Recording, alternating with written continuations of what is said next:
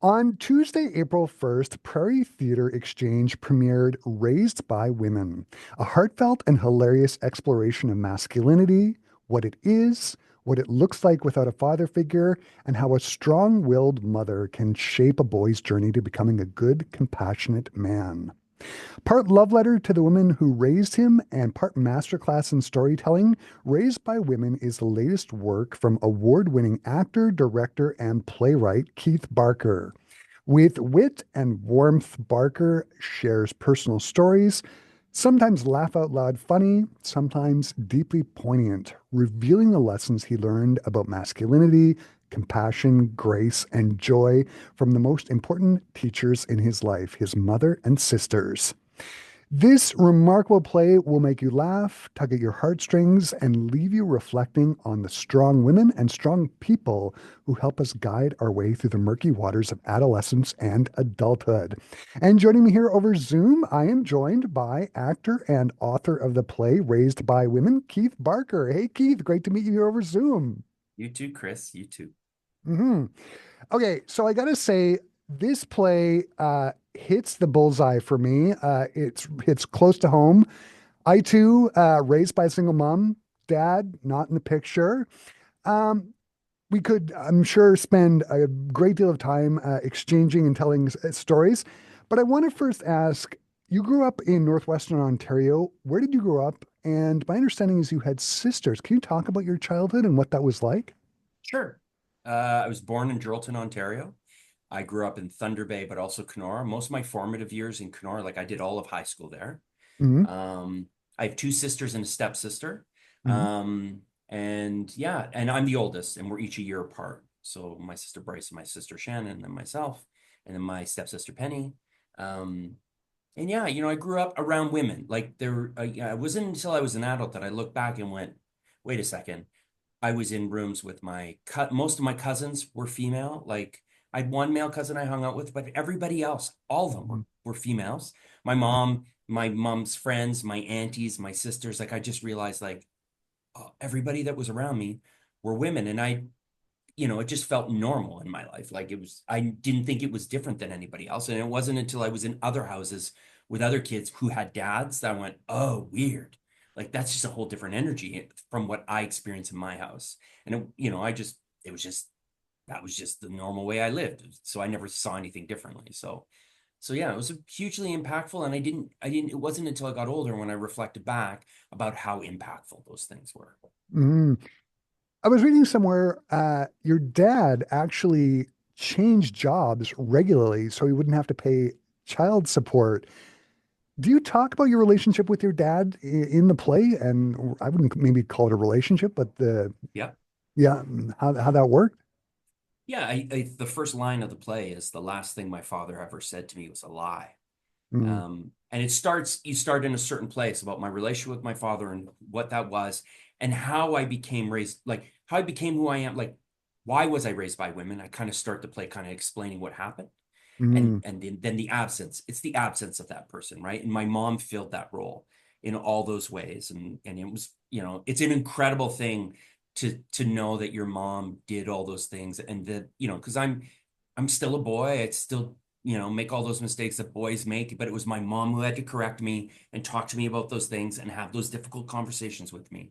So then I start with my father talking about what he was. And then as an adult, when as the play goes along, I get to the end where as an adult, I'm looking back and going, okay, how do I reconcile that and mm. and find peace in that?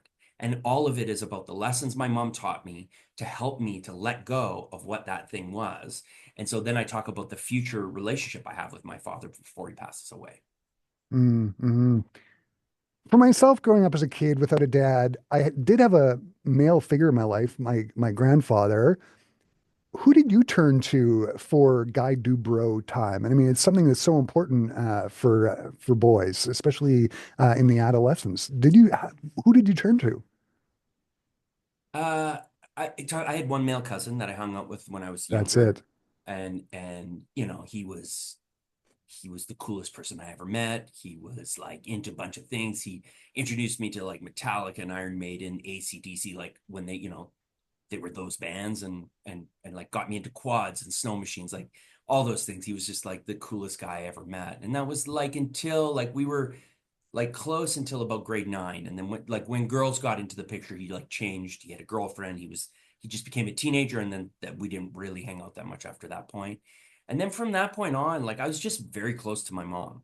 And that Mhm. kind of like what are boy friendships and what are, and it took a long time for me to find that. And I was talking to someone the other day.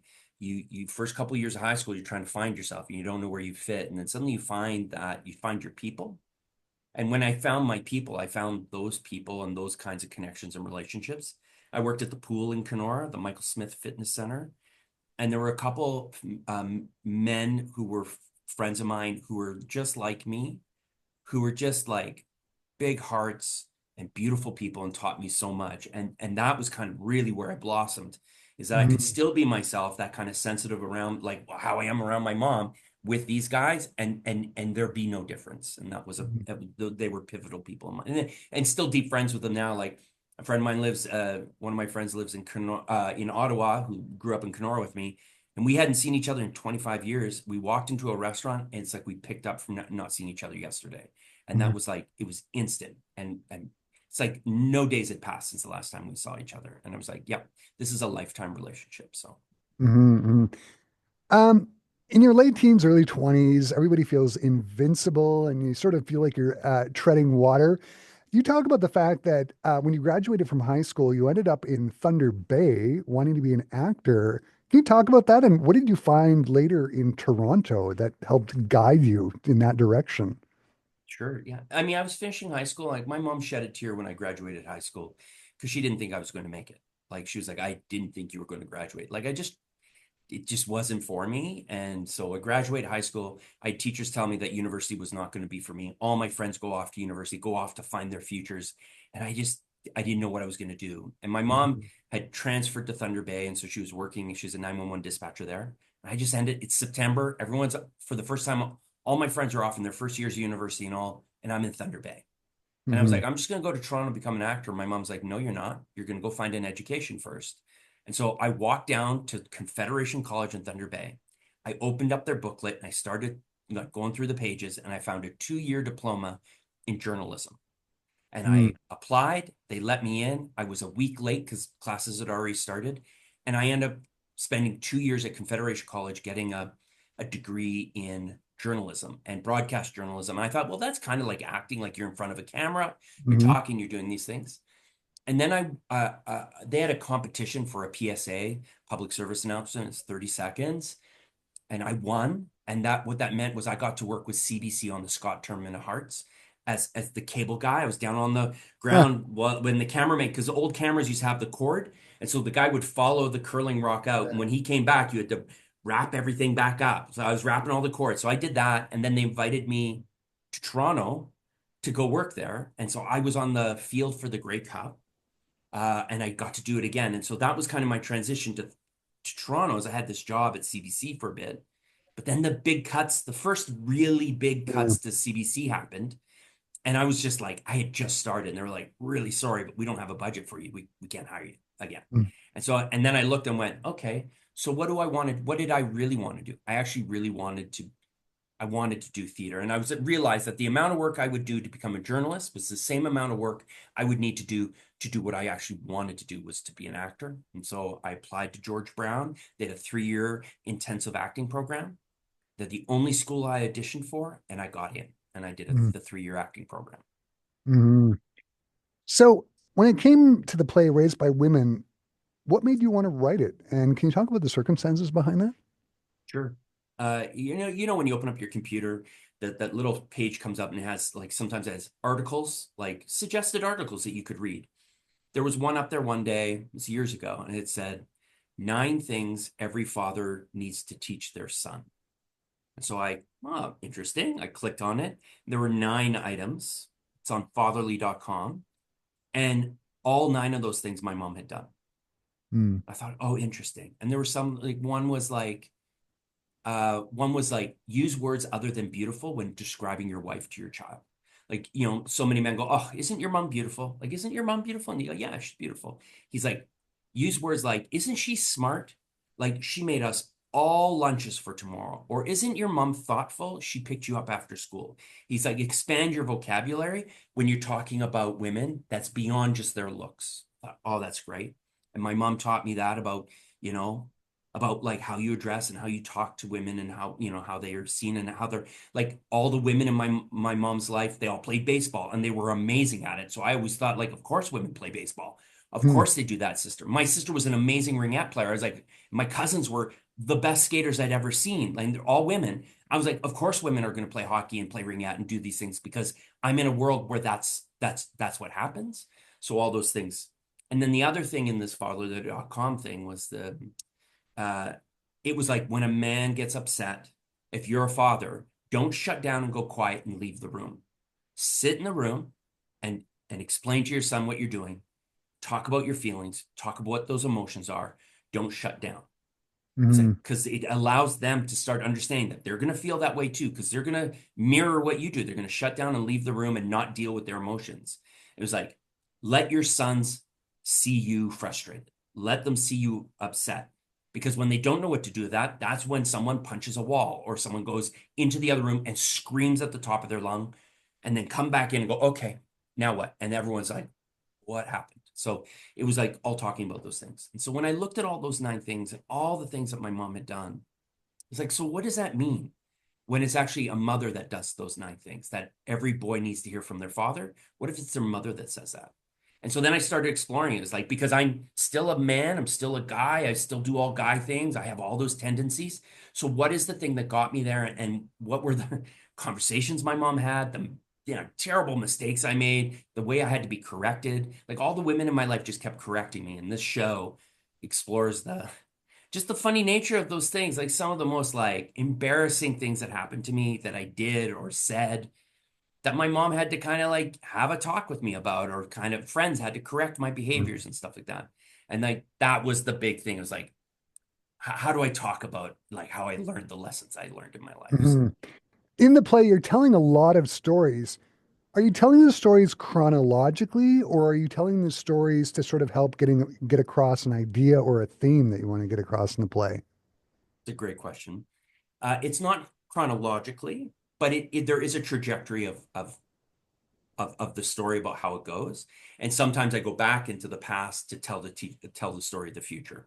And it kind of dots around, but there is like it's kind of like there's the line and I kind of wiggle around it a bit to get Hmm. there. And sometimes I go like, oh, when I was a kid, I did this terrible thing. I said this really bad thing, and my mom had to say this thing. So now when I'm an adult and I say this thing, I know better. So it's that thing of like, oh, I learned this lesson. I'm not following that lesson here and Hmm. stuff like that. But I mean, in the end, I mean, it's bookended on the idea is that I start off with a very clear idea about my father and what I thought he was and how upsetting that was for me, to the end about how I reconcile who he was and what he did and how I let all that go and forgive him for that. And that is the age difference, right? That just comes with time and maturity and your own experiences and understanding your own mistakes and then looking back going, okay, now I've made those mistakes too, so I can understand better maybe why he made some bad choices. So yeah, Hmm. Without giving too much away, can you just sort of mention some of the funnier stories that are told in the show? sure. I talk about my sister, my mom, driving. We were driving, and my mom was a 911 dispatcher, and she had a hard time with violence. Like I was never allowed to like hit my sisters or anything. My mom had no tolerance for that stuff. Hmm. And one time, my mom like my sister. It went both ways. My sister slapped me in the back of the head, and me and my sister get into it. My mom's like, don't hit your brother," and my sister challenged her on it. So my mom's like, "Don't do it, or I'll pull the car over and you can walk home." And my sister was like, "You wouldn't do that." And then my mom pulled over, said, "Get out." My sister got out, and then we drove away, leaving her alone on the highway. And I was like, devastated. My mom, like 2 seconds later, pulled back over. My sister, desperate, gets back to the car. It was a huge lesson in my life. Another one is I had to have the conversation with my mom about menstrual cycles. Like I didn't understand what the cycle was. And so I have my mom and my auntie are having this talk, and my mom's like, we're all on the same cycle again. And she means my mom and my sisters are all on the same cycle. And I'm in the room going, yeah, we're all in the same cycle. Like it's tough, but we're doing our best.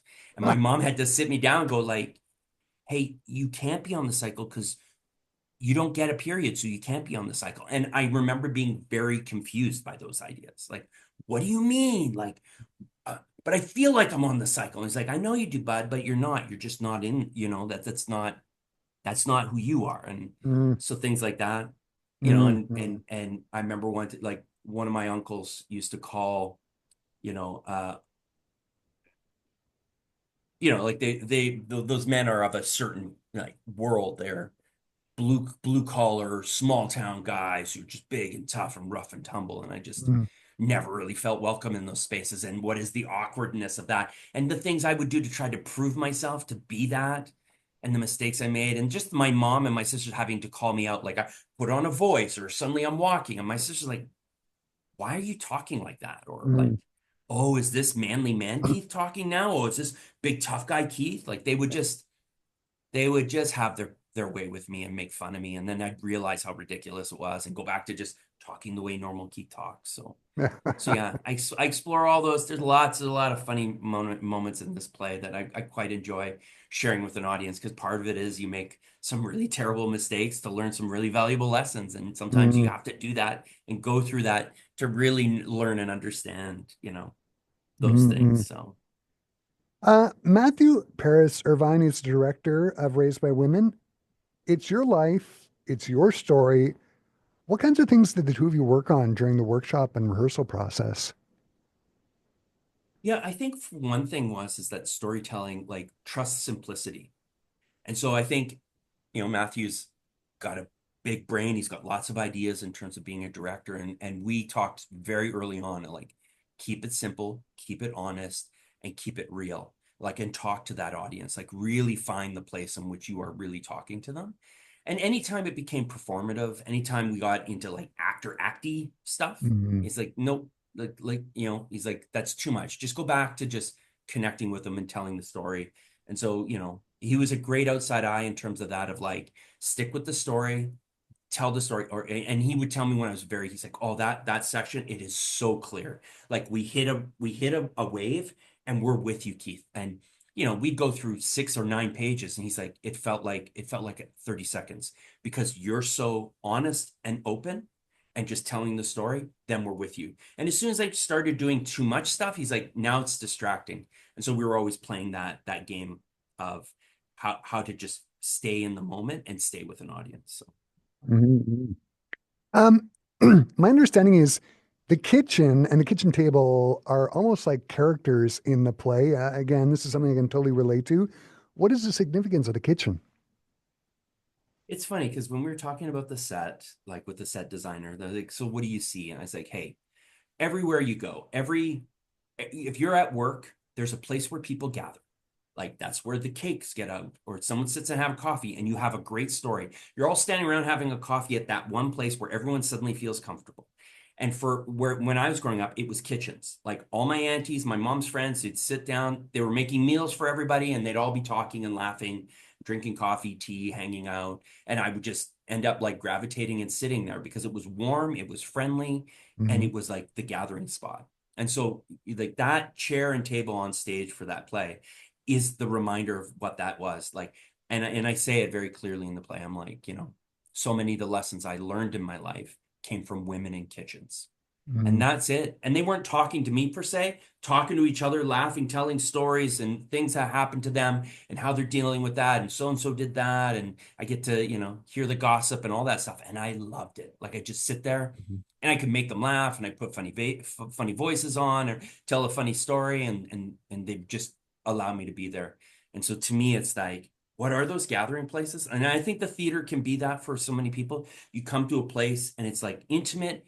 It's a there are hardly any places in the world right now where you can sit with a bunch of people and just sit and watch a story. Like you go to a movie theater now, people are on their phones. Yeah. You go to a hockey game, people got their phones out, they're taking photos. Even a concert, people are not just sitting there and watching. They have a screen in front of them.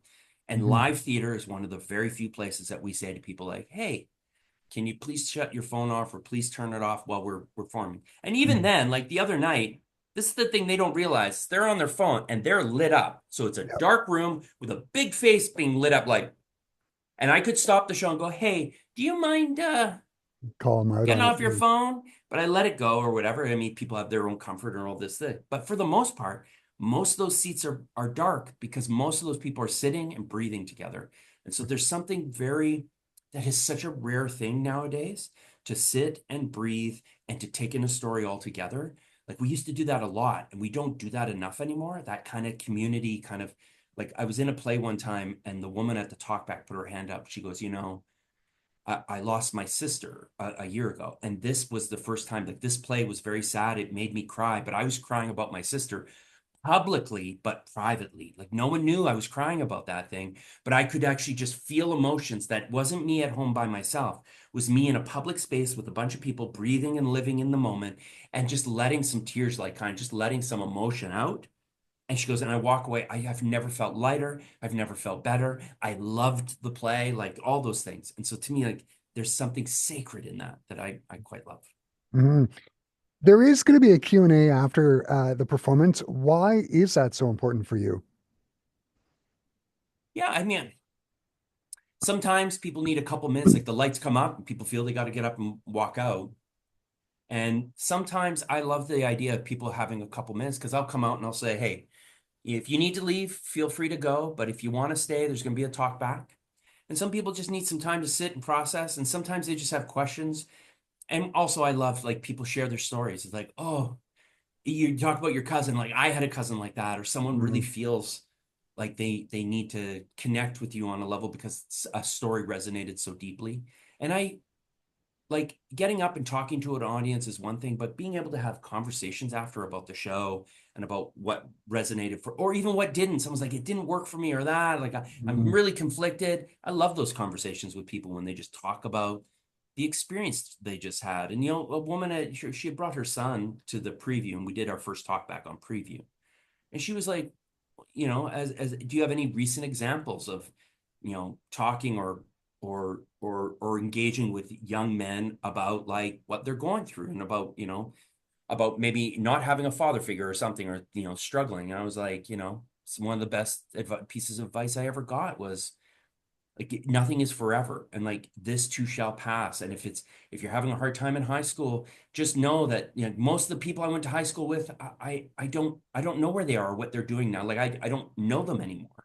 Mhm. And or sometimes it's college and university, people have a rough go and then they get out into the world and they get a job and they find their people. I think when you find your people and you find out what you love and you find your life outside of all those institutions, it's pretty incredible. But you just got to just know that those things are to come, that this is not this, whatever you're struggling with now will not always be this way. I said, when someone reminded me and taught me that, it made it just a lot lighter to just know, like, oh, there's something beyond this. And so many young kids don't know or understand that yet. Like, just like I don't. And we all get caught up in that sometimes. We're like, this is the worst, this is the worst. And you're like, but this isn't forever. So Mhm. Mhm. Uh, this has been so great to talk to you, Keith, today. I'm going to wrap up the conversation by asking, what do you hope audiences will walk away with after seeing Raised by Women? for me, what I really, I mean, I know I've done my job when people get in the car and they start talking about their own stories.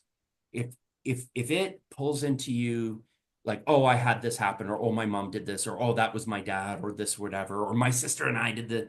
If you're talking about your own life and your own stories, and the idea that I reminded you of something, or made you think about something, or said, I want to call whoever, we all have different stories. I was raised by my mom. I have friends who were only raised by their father, and their father was brilliant and amazing and beautiful. This is just my story.